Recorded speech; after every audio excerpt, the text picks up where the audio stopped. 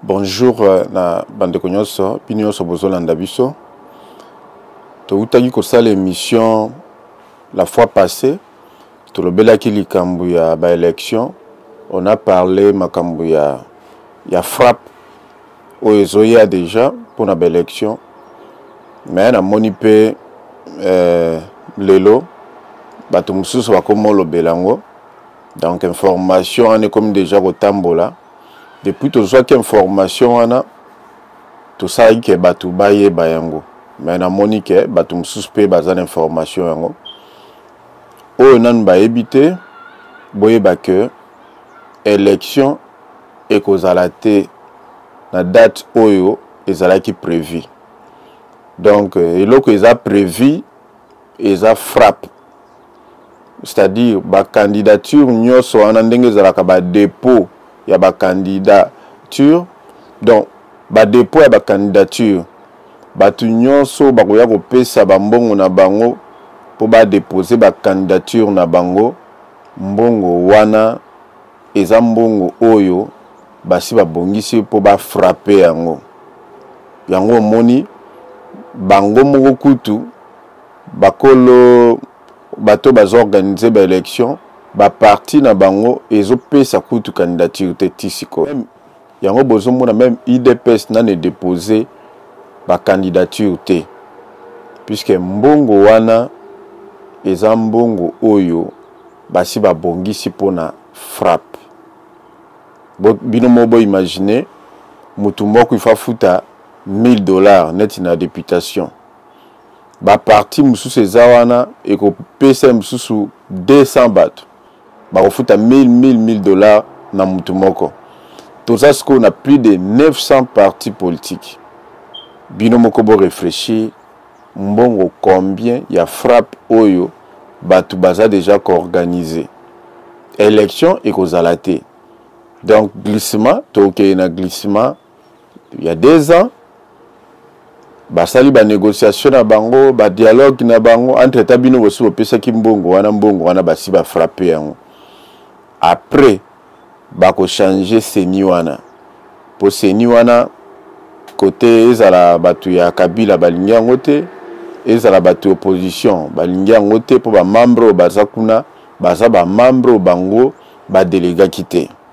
Donc bako modifier seni mais entre temps basi balé mbongo na bino ya ba dépôt ya candidature seni oyo ko organiser élection future et kozala seni ya sika o bako bongisa et ko koma o bo pesa ba liste ya sika bo déposer ba candidature ba kambe ko changer bo ko futa lisusu mbongo. Donc ba parti nyonso tout na minute bozala prudent.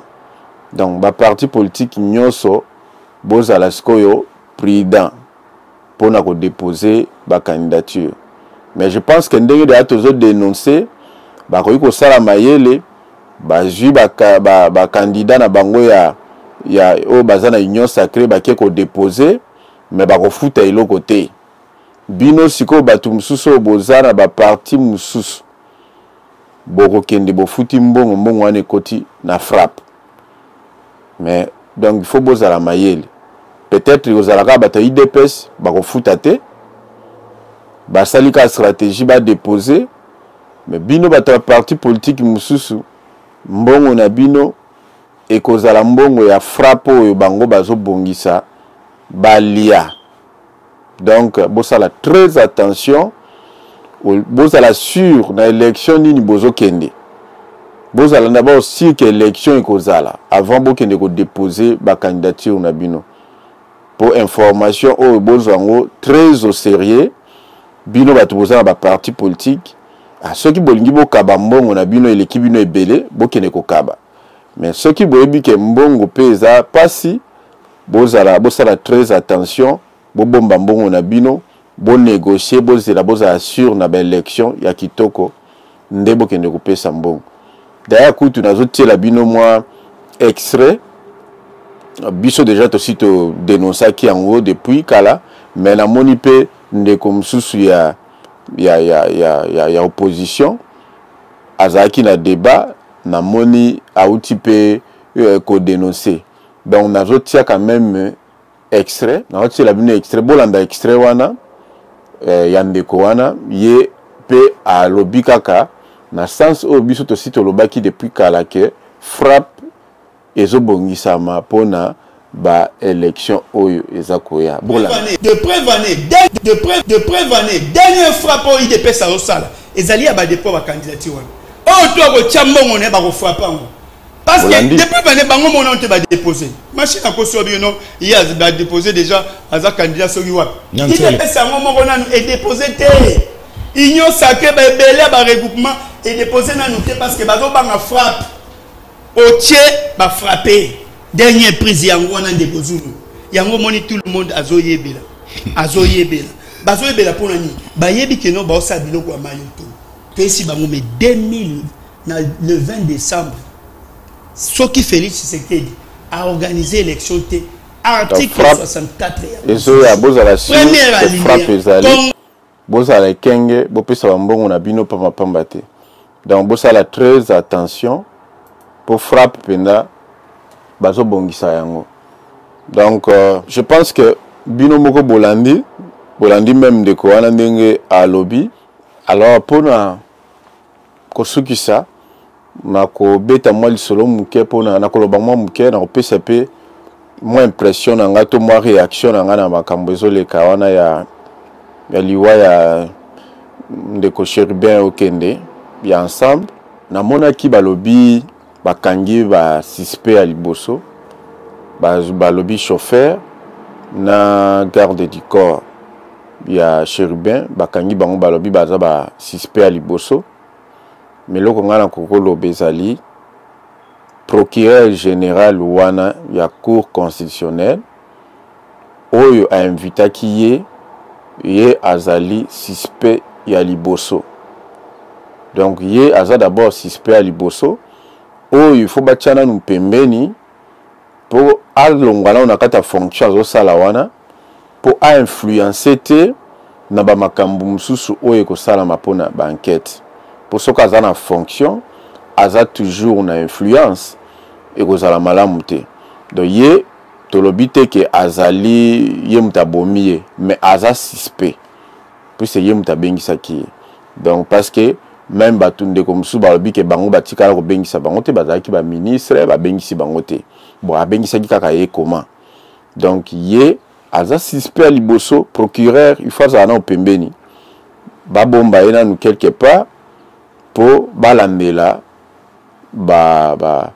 enquête bien. Ouais, bandeko tozoko ba toujours l'émission na cadre ya makambo ya liwa ya Cherubin Okende nazo yamba ndeko à partir à Kinshasa aza pe analyste politique aza journaliste Denis Oumo à partir à Kinshasa. Comme ça, Bogoyo Kaye et Boyoka Makamni ye makanisi na ye quoi. Pour na liwa ya Cherubin Okende. Tout ça n'a ndeko Denis Oumo à partir à Kinshasa. Bon, circonstance ya liwa ya Cherubin Okende. Bino na niveau à Kinshasa, boza ki ngondenge nini? Merci beaucoup de King, merci beaucoup pour la Moussala Kito pour nous continuer toujours pour ça dans les mondes. J'espère que biso à toi na Kinshasa, tu auras toujours Orlando par rapport à l'analyse de ça là bas les monsieur comme besoin. Alors je tiens à dire que biso à na Kinshasa tu as vraiment na makasi. Particulièrement je peux dire tous les Congolais en général, donc comment on a été de Cherubin qui est quoi avec qui manque de acteurs politiciens de cannabis à Koufi na ba moment moko na ba circonstances moko tellement difficiles où ils ont que assassiné.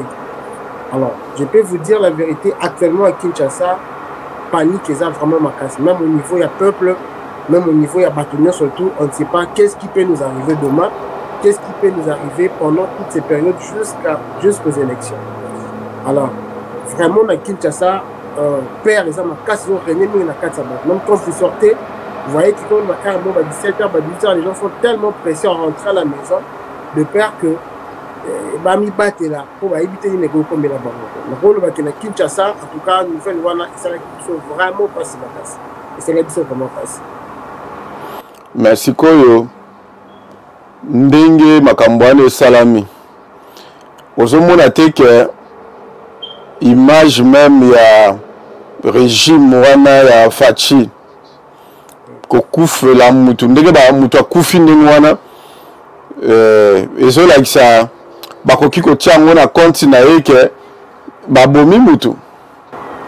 Bon, je pense que c'est lui qui est le président, il est le président de la République, il est censé protéger surtout la population de la Katsamboka. Automatiquement, Bakochaye en tant que président de la République. Mais sur le plan, il y a analyse, sur le plan, il y a Makamoué, on se poserait des questions à qui profiterait réellement Krimoan. Parce que je ne pense pas que les régimes en place, Bakoki Kozala Posa, Monta Koufa, Pona, Baïbi Kekosali, image et régime Nabango. Alors sur ce, ça reste un peu à savoir, ça reste un peu à étudier à qui réellement profite crime et salami Namboka. Avant cela déjà, je pense que vous êtes en train de voir, nous sommes en train de vivre dans une insécurité totale dans le modèle qui n'a plus. Il y a des CA, il y a des frères qui sont enlevés jour et nuit. Mamboukero Salama, dernièrement vous avez vu comment est-ce que, je peux dire, c'est mandé comme ça dans ma public par rapport à Batouné, Makamaki Bango. Alors tout ça déjà, ils ont discrédité un peu le régime en place. Peu importe qu'ils ne peuvent pas être impliqués dans ça, mais ma circonstance, surtout, ils ont discrédité Bango. Alors les questions se restent à qui profitera réellement la crime. Voilà un peu ce que nous devons répondre par rapport à la question. Mais Milkambouana, question à la retourne et comme question oyo na niveau ya gouvernement na batu ya Fachi bango bazo poser kaka même question wana biso tolobaka mutu azo poser question aza na partie à réponse tant bozo poser question wana boza na moi partie à réponse partie wana réponse boza nango bozo lingolo baté ezani.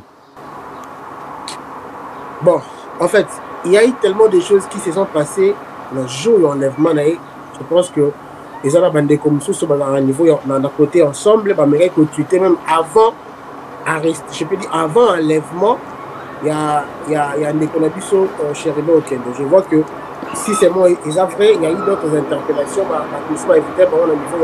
il y a parquet, mais qu'on peut cette explication comment est-ce que avant même disparition ou enlèvement, il y a des cochérements au Kenya.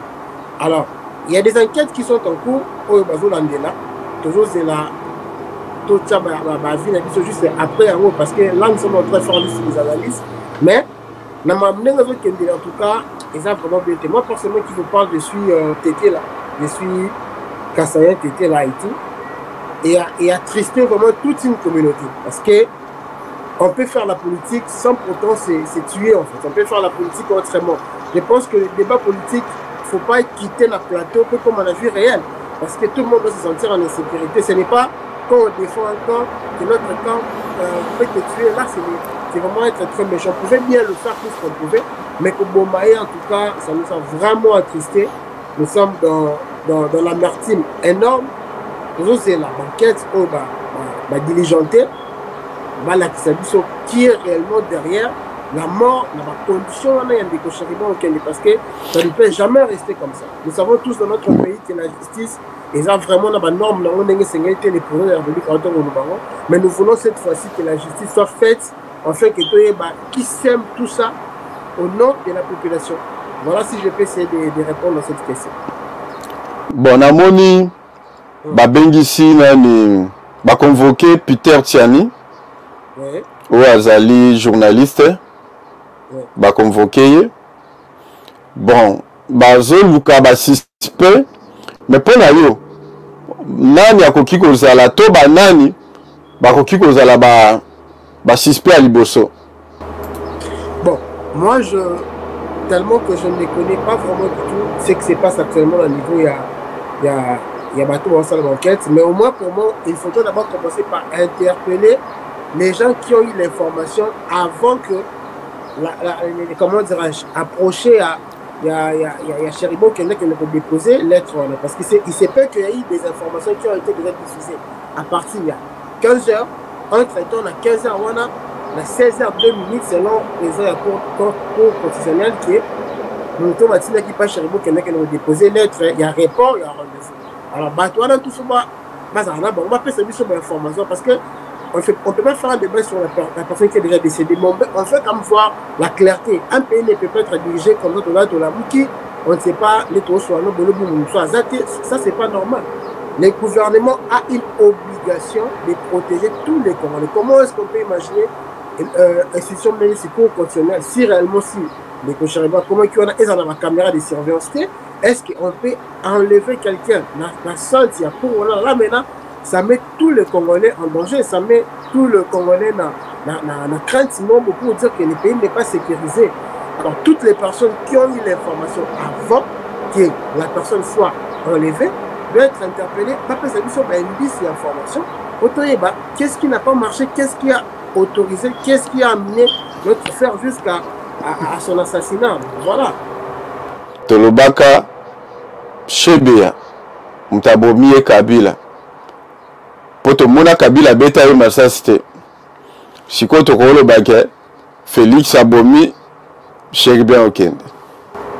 En fait, moi je ne fais pas partie de l'opposition, je fais non plus également partie des trucs des régimes en place, mais le contexte de la question n'est pas vraiment identique. Chebea qui a terre tellement fouillant pour coincer le pouvoir en place. Mais je ne pense pas que les Kocheribo qui est dans qui a menace pour le régime en place, au moins qui va sur autre chose, mais c'est qu'on sache qu'il n'était pas. Non, j'ai un peu sur moi d'information. Chebea Okende Azaki ministre des Transports. Et ça a un dossier, moi que je l'ai en Belgique. Na bat Oyo, président a Tchaki Bango neti liboso pour na makambo ya achat ya avion na ye. Okay. Et ba dossier moi que sur biloko wana, il semble que Chéribin azana ba secret ya makambo wana bazo soupçonner que yende a pesa ki ba information sur biloko wana makambo yango ekomi un peu grave na kati eza parmi indice. Et puis à longueur na gouvernement baninga batikali ya la kisi kaza fidèle et pas Moïse Katumbi. Donc malgré bapesa ki poste ajou ba salaire ajou ba mbongo ajou atiki bango alandi Moïse. Eza indice ce qui enquête yo salama neti biso atoto yekola moi droit biloko wana batena compte nango. Est-ce que ndenga longwa et est-ce que ça là batu ya union sacrée mabete ndenge bango bapesier ba salaire bapesier bango bapesier ba mbongo et puis alongwe ake pa Katumbi ou aza contre bango. Est-ce que koki ko arranger bango? Bon, c'est comme j'ai dit au début, c'est seules les enquêtes, même pour discerner du show, je peux dire, qu'est-ce qui a amené les Kocheriba au Kenya à décès. Bon, information de ça, je l'apprends chez vous, je n'étais pas informé. Si seulement que ces informations sont vraies, je pense que c'est aussi une information importante. Ok, tout le monde va enquête, se procurer dans le pour continuer. Mais moi, je pense que comparaison de Kocheriba na Chéribo, c'est vraiment différent. On ne peut pas faire cette comparaison. Parce que le contexte est totalement différent. Le contexte est. Et puis, on ne peut pas oublier. Moi, j'ai comme l'impression que les gens oublient rapidement les choses. En fait. Attention, on attend le président Kabila. Attention, le président Kabila avait fait déjà son 2 mandats. Parce que dans le contexte, c'est différent parce que le président Félix a le droit de se présenter pour la deuxième fois. Et dépend de si on se présente ou pas, là, ça dépend de lui. Le contexte n'est pas vraiment identique. Moi, j'ai comme l'impression que les gens ont plus l'envie de politiser. Bon, il y a un homme politique, mais on a un niveau mondial. Oh, nous, ici, on a besoin de la vérité.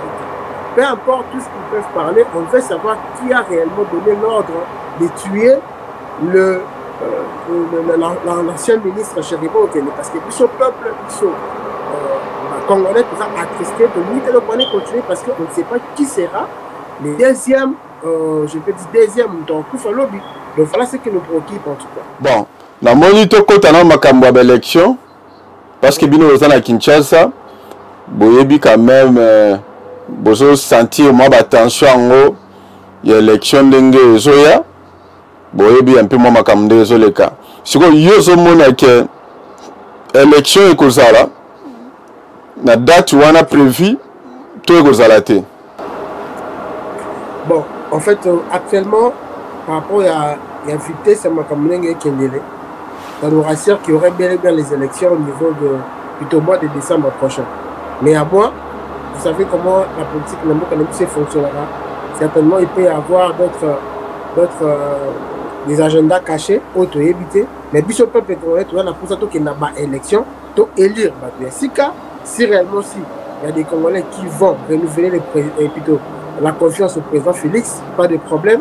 Si il n'y aura pas de problème également, mais nous, on veut aller aux élections. Mais par rapport à nous, qu'il y a avec la fois dernière, on a eu une conférence de presse, il y a Denis Kadima, il nous a rassuré qu'il y aurait bel et bien les élections au mois de décembre. Nous espérons que cela soit vrai pour la bise au peuple congolais, tout qu'il est là. Merci beaucoup. De comme la souka, ce que vous en avez un mot, il y a souka, comme ça, tout aussi, ça en a tout comme balasima. Bon, c'est important pour la Rézara que notre zone pour ça que les Congolais va lire Congo en fait. Parce qu'aujourd'hui, nous sommes en train de vivre un niveau moral tellement difficile. Je peux vous donner un exemple. Hier, j'étais dans la Cour constitutionnelle, dans la Cour suprême de justice. Dans la vallée de Simawana, la Sombi, sardine et pas maman Bonama qui sardine m'a 3000 francs. Alors, je sais que dans la cité, ils ont 1500, 2000 francs, je ne sais pas si j'ai une bonne mémoire. Au moment où les Congolais, entre eux, il n'y a pas l'amour. Chacun peut mettre prix de bloc au Moutemane Sengelacha, nous avons contrôlé à Zate, il n'y a pas des inspecteurs, il y a un ministère économique, je ne sais pas ce que nous avons mieux placé pour nous suivre au Makambouala, il n'y a pas des inspecteurs dans le ministère, il y a commerce, donc tout le monde est libre de faire ce qu'il veut. La sécurité, les gens ont du mal à monter dans des taxis. Je vous informe même, chauffeur, qu'on se plaindre, la capacité de travailler parce que les Congolais n'ont plus confiance au matin dans le taxi. J'étais dans la ville comme la ville de Kikwiti, une ville qu'on parle trop de ça, mais la couranté, c'est inexplicable. C'est inexplicable. À la 21e siècle, on a les lots, la couranté. Donc, on va voir dans le groupe électrogène, on va voir dans le panneau. Maintenant, je me demande, tout ce qu'on parle au Congo, potentialité, richesse plutôt et tout, ça sert à quoi? Qui se sert de tout ça? Vous voyez, on parle des élections, on parle toujours des élections, mais c'est comme si Makamouz en a toujours quand un nouveau président, il y a bateau a changé ma surtout aux zones de la case de départ, déjà vous voyez que les Congo n'avancent pas. Nous sommes un grand pays avec beaucoup de potentialités, mais les Congos ne marchent pas. Alors moi, je voudrais, hormis d'abord vouloir être président de la République, il y a beaucoup de manières de servir le pays. Les Congolais doivent se poser des questions. Qu'est-ce que moi, en tant que Congolais, je peux servir à mon pays? Qu'est-ce que je peux donner à mon pays? Vous comprenez? Moi, je pense que ce n'est pas les Congos qui est mauvais. Ce sont les gens qui entourent les Congos qui sont mauvaises. Plutôt qui sont mauvais, excusez-moi. Bon, on est parce que tout le monde veut être président, tout le monde veut être premier ministre. Mais John Image, Nakin a au vivre. Tout le monde soutient Fachi. Tout le monde soutient Fachi. Ce sont les mêmes personnes qui étaient avec Kabila. Ce sont les mêmes méthodes, ce sont la même théorie. Mais ils n'ont pas Félix. Alors, on va continuer comme ça jusqu'à quand?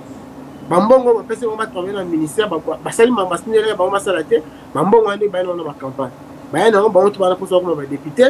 On va pour ça, je ne sais pas diriger. Alors, moi, je veux que les Congolais puissent savoir que l'ennemi du Congolais, avant tout, on va pisser, de changer de façon de faire réflexion, de changer de mentalité, de faire monde de la Makambo. Et puis, tous à l'après, il y a tellement quand il s'agit de préoccuper tout le monde. Donc voilà ce que je peux essayer de parler. Avant d'aller plus dans la question de non. Merci beaucoup en tout cas. Wana Mbalasima, comme nous à Kinshasa, Tobanurbengo chaque fois, ceux qui ont information, bien le Kinshasa, en tout cas, Tobanurbenga au poteau soit d'information. En tout cas, merci beaucoup. Ndengo participer lelo na émission na biso. Merci beaucoup John Image aussi na ndenge au pesi une opportunité na lobela makambo o ezala kata mutema na ngana pesa point de vue na ngata ke congolais. Merci na bande ko to bon l'opportunité na biso. Je pense que tout le monde a un numéro Ivoria. Merci beaucoup. Merci beaucoup na bande ko nyonso bolandi biso wana to komi mbala sima soko lingo le kan émission okoki ko benga na ba numéro na biso ezawana pour participer. En tout cas, merci. Na bino soit bolandi. To komi mbala sima. Bye. Johnny Mitch is the king. Johnny Mitch is the king. Johnny Mitch is the king. Johnny Mitch is the king. Yeah. Johnny Mitch is the king. Yeah. Johnny Mitch is the king. Yeah. Johnny Mitch is the king. Yeah.